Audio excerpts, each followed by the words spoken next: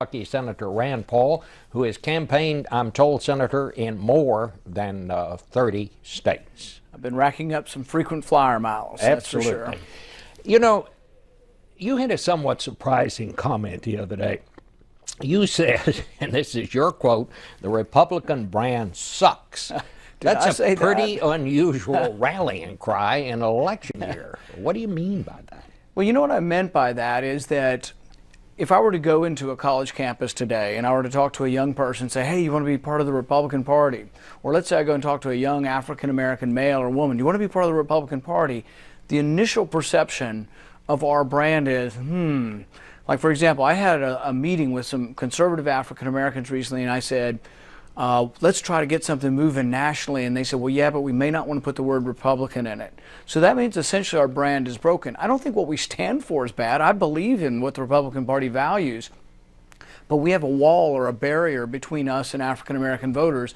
So I spent the last year trying to break down some of that wall and say, look, maybe what the Democrats have been doing for you, or maybe you're being taken for granted, maybe it's not working. Maybe we could look at some of these Republican proposals for poverty, for long-term unemployment. Well, you know, you say that, but yet when you look at state after state that's trying to tighten these voter laws and, you know, say people have to show ID and all that kind of stuff, it's generally the Republicans who are pushing that. What can you really offer African-American voters? Well, what I've said is I want more people to vote, not less. Harry Reid and I have a bill together to actually restore voting rights. The number one impediment to voting in our country right now is having a previous felony conviction. So I have a good friend of mine, his brother 30 years ago grew marijuana plants, still can't vote in Kentucky, and when he applies for a job, he has to check a box saying he was a convicted felon. I think nonviolent felonies from your youth and where you didn't hurt anybody but yourself, for goodness sakes, you ought to get your right to vote back. So I spent a lot of time talking about this. I have a bill with Harry Reid to restore voting Well, what rights. about this business about tightening up the voter ID laws? I think, should they be tighter? Should they have to show all this identification? Well, I have mixed feelings. I mean, when I go in a government building or if I want to meet Eric Holder, I got to show my driver's license. So I'm not really opposed to it. I am opposed to it as a campaign theme. If Republicans, if you want to get African-American vote, they think that this is suppression somehow and it's a terrible thing. But I think if you can get beyond that to say, you know what, but I also really think that we should restore the voting rights of those who had a previous conviction, that's where the real voting problem is. I'm not against early voting. I grew up in Texas. We voted early for a month or two before elections for probably 20 years, and Texas is still a Republican state. But it's perception. The Republicans have to get beyond this perception that they don't want African Americans to vote. And I don't think it's true. I'm not saying it's true. But by being for all these things, it reinforces a stereotype that we need to break down. Is this election a referendum on Barack Obama? Without question. And even he admitted that his policies will be on the ballot even though he isn't. And it's such a referendum on him that, you know, in my state, the Democrat candidate won't even admit she voted for him for presidency. And so I think really it is. And I think ultimately the wind's blowing against him. People are unhappy with his leadership or lack of leadership in the country. So I think you're going to see, I think the 10 seats that you say are close, you could see all 10 go Republican. I mean, really, you could see a wave here at the end. And I think people are sensing this, those who don't even want to admit that they voted for him for president. Let's say the Republicans do take control of the Senate. Is it enough for them to say we're not Barack Obama, or are they going to have to come up with some sort of an agenda? No, I think we immediately should start passing bills. The House passed 400 bills. They've all languished. Of the 400 bills they passed, about 50 of them are Democrat bills. I have a bill with Harry Reid I'd like to pass. But the number one thing I want to pass in January is there's $2 trillion worth of American profit overseas. I want to invite that and encourage that money to come home to create American jobs. We could have a stimulus in January. Barbara Boxer agrees with me on this. This is a bipartisan bill. People on the right and the left invite that corporate money. Google, Apple, Caterpillar, all these great companies have money overseas. They could bring it home and stimulate our economy. We could have a boom like we haven't seen in years, but we just have to vote on the issue. I say vote on it in January as one of our first things. Do you think that the gridlock will end? Because what I keep hearing people say, look, it really doesn't make any difference if Republicans control the Senate by 1 or 2 votes. Nothing's going to change. The gridlock will still be in place. You know, I take Senator McConnell at his word. As leader, he's going to allow Democrat amendments, and we're going to come forward and we're going to vote on things, and we will put on the president's desk bills. I'd like to put every appropriation bill. I'd like to have 12 different appropriation bills like we historically did. Let's put every one of them on his desk and see if he'll sign them. Then it's up to him. Tell me a couple of things that Republicans and Democrats could work together on. One of the things I've talked to the president about is criminal justice reform. This means extending back the right to vote for people who made youthful, nonviolent mistakes, expunging their records, trying to make it easier for them to find employment, shortening, like, I think putting somebody in jail for 10 years for possession of marijuana or sale of marijuana is ridiculous. Some people are in jail for life. So I've called the president and I've told him I agree with commuting some of these sentences, lessening some of these sentences, treating it more as a health issue. So I think people's opinions on criminal justice for nonviolent drug crimes has changed. That's something we could do together.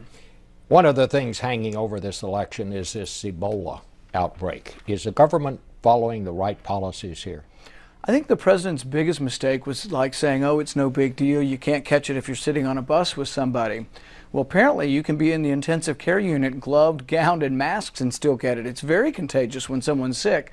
So I think it was a mistake for him to say, oh, it's no big deal. You can be riding on a bus and we're not going to stop any travel. American public sees people getting it who are fully masked and gowned and saying, my goodness, I don't think anybody should be riding on a bus or coming from Liberia to visit their aunt or uncle and when they could be contagious. So I think a temporary stop of travel for elective travel, if you're coming to visit your relatives, couldn't that wait for a few months? You know, you're a doctor. Samantha Power, who was the UN, is the UN ambassador, will be talking to us later in the broadcast. She is just back. She went to all 3 of those countries. You're a doctor.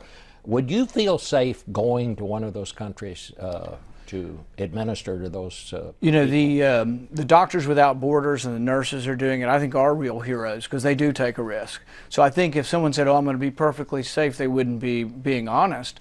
But I have a great deal of admiration for these doctors because I think they do take their life in their own hands and they are doing something at their own peril. So I think we have to, it's almost the same way we treat people who do a service for our country in the military. People who would do that kind of service in the medical profession deserve a great deal of respect and admiration. Do you think we ought to tighten the restrictions on who can come to this country? Canada has just said citizens from those countries can't come into Canada. The interesting thing is, I think from the beginning of our country, we always had restrictions on infectious disease. In fact, that was one of the primary things we did at our border was to stop. We have, in most recent years, stopped drug-resistant tuberculosis patients from coming into this country.